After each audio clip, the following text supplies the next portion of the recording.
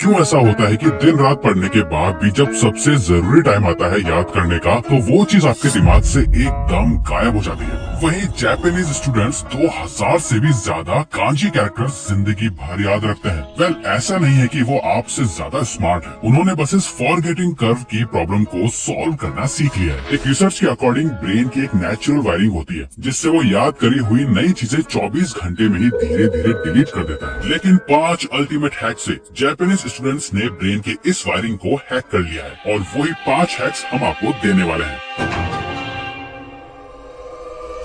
सबसे पहला हैक है सैमुराई स्टाइल मेमोरी। ज्यादातर स्टूडेंट्स सोचते हैं कि पढ़ना मतलब दिमाग में चीजों को भरना, जितना ज्यादा भरोगे उतना अच्छा। नोट्स बार बार रीरीड करना, इंपॉर्टेंट चीजों को अंडरलाइन करना, हाईलाइट करना, इससे चीजें आपके दिमाग के अंदर जा तो रही हैं, पर वो एग्जाम हॉल के अंदर याद आएंगी या नहीं, इस चीज की प्रैक्टिस तो आपने करी ही नहीं। नॉर्मल स्टूडेंट पढ़ाई ऐसे करता है जहाँ वो बस अपने ब्रेन को इनपुट देता जाता है, वहीं एक स्मार्ट जापानीज स्टूडेंट अपने ब्रेन को आउटपुट के लिए ट्रेन करता है। जापान में वॉरियर्स एक प्रैक्टिस करते थे जिसे कहते हैं मोशा शुक्यो, जहाँ सैमुराई अपना घर, अपना कंफर्ट जोन छोड़कर अलग अलग टाउन्स और डोजोस में जाते थे। हर जगह उन्हें नई कंडीशंस, नए ओपोनेंट्स और नए चैलेंजेस मिलते। वहाँ पे टीचर उन्हें बार बार स्टेप्स याद नहीं दिलाते थे, सैमुराई को खुद याद करनी पड़ती थी अपनी ट्रेनिंग, अपने फॉर्म्स और अपने मूव्स। हर फाइट एक टेस्ट होती है, याद करो, अप्लाई करो और सर्वाइव करो, ये होता है उनका एक्टिव रिकॉल। मेमोरी भी बिल्कुल ऐसे ही ट्रेन होती है। जब हम अपने ब्रेन को फोर्स करते हैं चीजें याद करने के लिए, वो जो स्ट्रगल होता है उससे आपके ब्रेन में इलेक्ट्रिकल सिग्नल्स जाते हैं जो आपकी मेमोरी जंप में वो खोई हुई चीज ढूंढते हैं। आप जितनी बार ये चीज प्रैक्टिस करते हो, ये सिग्नल्स उतने ही ज्यादा स्ट्रॉन्ग होते जाते हैं और यही आपकी मेमोरी शार्प करता है। इसीलिए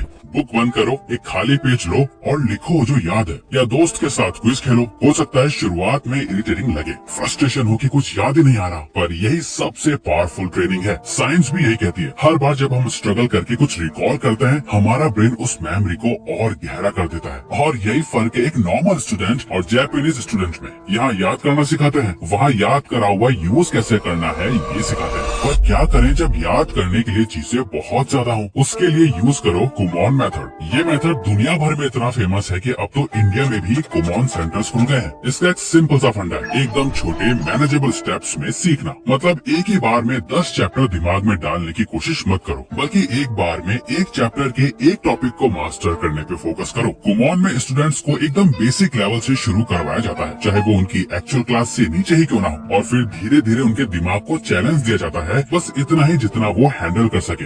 एक दिन थोड़ा, अगले दिन उससे थोड़ा ज्यादा। इससे होता यह है कि उनका दिमाग ओवरलोड नहीं होता, बर्नआउट नहीं होता, और जो कॉन्सेप्ट सीखा वो लाइफ टाइम के लिए चिपक जाता है। यही रीजन है कि कुमोन से सीखे हुए स्टूडेंट्स में रिटेंशन और अंडरस्टैंडिंग दोनों हाई होती है। और सोचो, अगर आप अपने स्टडी रूटीन में कुमोन अप्रोच लगा दो, एक दिन सिर्फ 1 या 2 पेज नोट्स रिवाइज करो, उसमें से एक कॉन्सेप्ट रिकॉल करो और अगले दिन उसके ऊपर बिल्ड करो। धीरे धीरे पूरा चैप्टर अपने आप याद हो जाएगा बिना स्ट्रेस के। जेम्स क्लियर एटॉमिक हैबिट्स में भी कहते हैं 1% की डेली इम्प्रूवमेंट एक साल में 37x इम्प्रूवमेंट बन जाती है। कुमोन मेथड भी वही करता है, आपके छोटे छोटे विंस को एक बड़ी विक्ट्री बना देता है। देखो, आप चाहो तो आज ही पूरा एक चैप्टर पढ़ के फिनिश कर सकते हो, पर कल आपको याद रहेगा या नहीं इसकी कोई गारंटी नहीं। इसीलिए थोड़ा सा पेशेंस रखो, हर उस चैप्टर को उसके टॉपिक्स में डिवाइड करो और हर दिन बस एक टॉपिक पे फोकस करो। चैप्टर को खत्म करने में हो सकता है एक दिन की जगह पूरा हफ्ता निकल जाए, पर इस पूरे हफ्ते में जो आप याद रखोगे वो आपको सालों साल याद रहेगा। इसी टेक्निक से जापानीज स्टूडेंट्स 2000 से भी ज्यादा कांजी कैरेक्टर्स याद रख पाते हैं, क्योंकि उन्होंने इन्हें सीखने में कई साल लगा दिए हैं। अब मान लो आपने एक कॉन्सेप्ट याद कर लिया, कुमोन स्टाइल में छोटे स्टेप्स में सीख भी लिया, लेकिन प्रॉब्लम यह है कि अगर आप उसे दोबारा टच ही नहीं करोगे तो ब्रेन उसे धीरे धीरे आपकी मेमोरी से फेड कर देगा। जापानीज स्टूडेंट्स इसे टैकल करते हैं एक तरीके से जो बिल्कुल गार्डनिंग जैसा है, इसीलिए इस हैक का नाम है द गार्डनिंग टेक्निक। जैसे एक पौधे को एक ही बार में एक बाल्टी भर के पानी दे दोगे तो उससे वो ग्रो नहीं करेगा, उसे बस हर 2-3 दिन में थोड़ा थोड़ा पानी चाहिए। वैसे ही मेमोरी को छोटे छोटे रिमाइंडर्स चाहिए, इसे कहते हैं स्पेस्ड रेपिटेशन। मतलब जो पढ़ा उसे रिवाइज करो एक दिन बाद, फिर 3 दिन बाद, फिर 1 हफ्ते बाद और फिर 1 महीने बाद। हर बार जब आप टाइम गैप के साथ चीजें रिकॉल करते हो तो वो मेमोरी और गहरी होती जाती है, जिससे भुलाना और मुश्किल हो जाता है। आज से एक सिंपल स्पेस रेपिटेशन शेड्यूल बनाओ। फॉर एग्जाम्पल, जो आपने आज पढ़ा हो उसे कल रात 5 मिनट में रिकॉल करो, फिर 3 दिन बाद दोबारा एक पेज नोट्स बनवा के रिव्यू करो और एक हफ्ते बाद एक क्विक टेस्ट ले लो। इससे आपका सिलेबस एक बार पढ़ी हुई चीज से डबल ट्रिपल स्ट्रॉन्ग हो जाएगा। रिसर्च भी यही कहती है,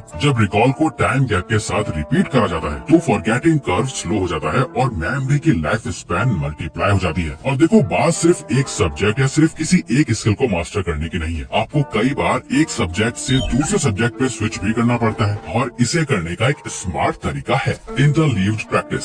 सोचो, आप एक एथलीट हो। अगर आप हर दिन सिर्फ बाइसेप कर्ल करो तो बॉडी का बैलेंस बिगड़ जाएगा, लेकिन अगर आप पुशअप्स, स्क्वाट्स और साथ में रनिंग सब मिक्स करके करोगे तो पूरी बॉडी एक साथ स्ट्रॉन्ग होगी। पढ़ाई में भी यही लॉजिक है। अब इसे गलत मत समझना, ये मल्टीटास्किंग नहीं है। मल्टीटास्किंग में एक ही वक्त में 2 काम करने की कोशिश होती है, जैसे फोन स्क्रॉल करते हुए नोट्स बनाना, खाना खाते हुए यूट्यूब वीडियो देखना। उससे किसी भी एक चीज पे फोकस नहीं हो पाता। इंटरलिविंग का मतलब है एक टाइम पे एक ही सब्जेक्ट पढ़ना, लेकिन शॉर्ट ब्लॉक्स में सब्जेक्ट्स को स्विच करना। ये कंट्रोल स्विचिंग है, डिस्ट्रैक्शन नहीं। अपने स्टडी सेशन को 25-30 मिनट के ब्लॉक्स में तोड़ दो। पहले ब्लॉक में मैथ्स के सम्स करो, अगले ब्लॉक में फिजिक्स की थ्योरी, फिर एक छोटा सा हिस्ट्री पैसेज। जब दिमाग को वैरायटी मिलती है तो वो कॉन्सेप्ट्स को अलग सिचुएशन में रिकॉल करता है और वही एग्जाम हॉल में सबसे ज्यादा चाहिए। रिसर्च भी यही कहती है, इंटरलिविंग से ब्रेन सिर्फ एक ही चीज के पैटर्न पे नहीं टिकता, बल्कि वो अलग अलग कॉन्सेप्ट्स को समझता और रिटेन करता है। और जापानीज स्टूडेंट्स का लास्ट और सबसे पावरफुल हैक इसी प्रिंसिपल को नेक्स्ट लेवल पे ले जाता है। उनके कल्चर का गोल्डन रूल, जो सीखो उसे सिखाना। ये है सेंसे हैक,